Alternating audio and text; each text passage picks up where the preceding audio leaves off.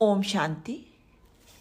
आज का प्रवचन कायम के भजन पर है। संत कायम के भजन पर है वचन। ऐसा भगत है प्रभु का कायम, ऐसा भगत है प्रभु का, ऐसा संत है जिसका कभी नाम ही नहीं सुना है। जो ईश्वर के रंग में रंगित लोग होते हैं, संसार से बेखबर होते हैं, कहीं एकांत में बैठ गए होते हैं, जगत की परवाह किए बिना। जगत है ही नहीं ऐसा समझकर, जगत है केवल आभास के रूप में। ईश्वर वास्तविकता है, जगत भ्रम है, ईश्वर ब्रह्म है। कुछ जगत से दूर अपनी मस्ती में अकेले ही रहे। किसी विरले ने ही जान पाया वो पहुँचे हुए आदमी थे। आत्मा भी अज्ञात है, पहुँचे हुए भी अज्ञात ही होते हैं। काया ज्ञात है। आत्मा के बारे में कोई नहीं जान सकता।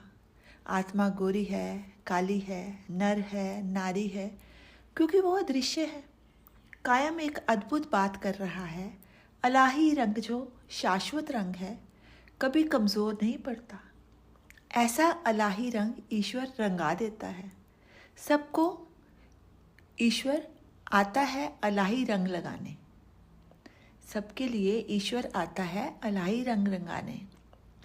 गैर अलाही रंग जन्म जन्मांतर के चढ़े हुए हैं। कितने कितने पर चढ़े हुए हैं, हिसाब ही नहीं है। कितने जन्मों से चढ़े हुए हैं। इस जन्म से स्त्री है, पिछले जन्म में पता नहीं पुरुष थे। जो गुजर गए पता नहीं कहाँ गए, क्या है कहाँ है कुछ पता नहीं। कच्चे रंग परमात्मा उतारने का काम करता है। अब ये मांग पक्के रंग की उठी तो ठाकुर जी आ गए। हमने ही तो कहा अलाही रंग चढ़ा दो।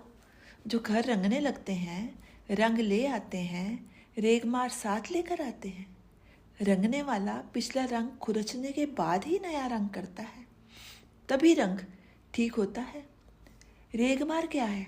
दुख है। जब प्रभु खुरचने लगता है, दुख आते हैं, तब हम कह उठते हैं, कब तक कष्ट दोगे प्रभु, कब तक कष्ट सहूँगा मैं। फिर तुम जब शिकायत करते हो तो प्रभु खुरचना छोड़ देता है। खुरचना छोड़ दिया तो दूसरा रंग कैसे चढ़ेगा। भगवान का भगत उफ तक नहीं करता, मैंने ही तो बुलाया है। पहले रंग के पोपड़े उतारे बिना कैसे अलाही रंग चढ़ेगा। भगवान का भगत कहेगा, खुरच रहा है, दया ही तो कर रहा है। हमारी दया की व्याख्या वही है, दुनियावी चीज़ें पाना। फिर कच्चा रंग चढ़ेगा, फिर अलाही रंग नहीं चढ़ेगा। दुख की शिकायत जिसके पास है वो परमात्मा को नहीं चाहता। हमको बहुत ज़माने से आदत पड़ी है भगवान रूपी खिलौने से खेलने की। खिलौने का मतलब मेरी इच्छा से चले। संसार ने देवी देवताओं को खिलौना मान लिया है। सिर्फ एक ही है जो खिलौना नहीं बनता, और वो है परमात्मा।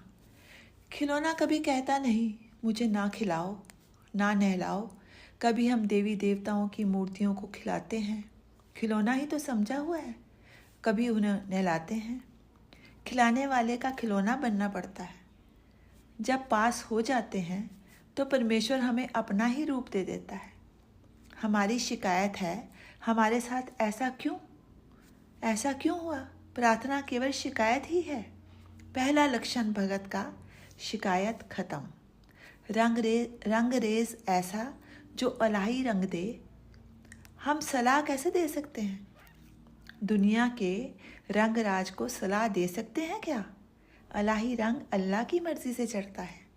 बढ़िया बनाने के लिए तोड़फोड़ भी करनी पड़ती है। आपकी मर्जी है, हमें अच्छा चाहिए। माया का चिकना रंग जैसे तारकोल का दाग छुड़ाना बहुत मुश्किल है।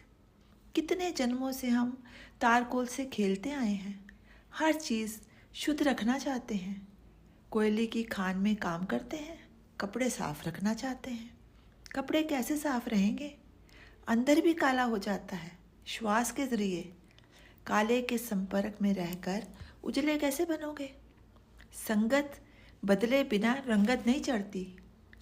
ऐसा रंगरेज चाहिए तो वो परमात्मा है, जिसको वो अपना मकान सौंप देता है। भगवान खरोचना शुरू कर देता है। पुराने रंग का, इतने जन्मों के रंग का मोह हटता नहीं। हमें अच्छा नहीं लगता जब विकारों के रंग परमात्मा खरोचने लगता है। हमारी शिकायत शुरू हो जाती है। कसौटी की शुरुआत शुरू तो हो गई। या तो अलई रंग की मांग मत करो, फिर हमारी शिकायतें सुनकर वो आधा काम छोड़कर चला जाता है। देखने में आता है अच्छे आदमी पर मुसीबत आती है, प्रभु उसको खरोचता है। बुरों का टेम्परेरी सुख होता है। अगर शाश्वत चाहता है तो रास्ता दूसरा है। एक ईश्वर को ही अपना स्वामी समझता है। ईश्वर को छोड़कर सारे मृत्यु के अधीन हैं। सभी देवी देवता सारे मृत्यु के अधीन हैं। सुख आने पर हर्ष भी नहीं, दुख आने पर दुख भी नहीं, शिकायत भी नहीं। काया के जन्म पर, पुत्र के जन्म पर हर्ष होता है। मरना भी काया का शोक है। हंसते हैं, टेम्परेरी पर रोते हैं, तो टेम्परेरी पर परमानेंट इससे ऊपर है। जन्म से पहले, मृत्यु के बाद हाजिर, उसका नाम है परमात्मा। ओम शांति। शेष कल।